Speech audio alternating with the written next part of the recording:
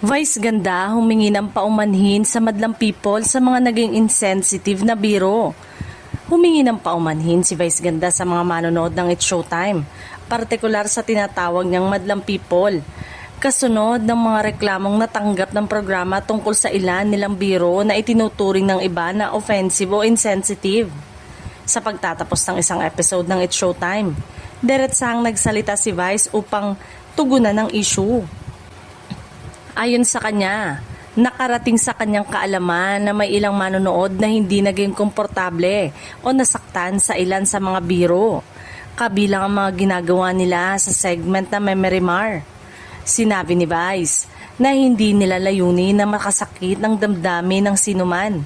Binigyang diin niya na ang pangunahing hangarin nila ay makapaghatid ng saya at aliw sa kanilang mga manonood at hindi ang makapagbigay ng hindi magandang karanasan. Dagdag pa niya, kinikilala nila ang saloobin ng mga taong na-offend at handa silang tanggapin ang mga puna.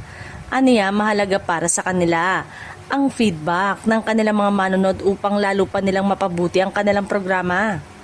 Ayon kay Vice, in-acknowledge po namin ang inyong sentimento at humingi po kami ng mga paumanhin sa inyo. We will try to do better. Nagpasalamat din siya sa patuloy na suporta ng madlang people at nangakong magsisikap silang maging mas maingat sa kanilang mga biro sa mga susunod na episode. Samantala, umani ng iba't ibang reaksyon mula sa mga netizen ang naging pahayag ni Vice Ganda. May mga pumuri sa kanya, pagpapakumbaba at paghingi ng paumanhin.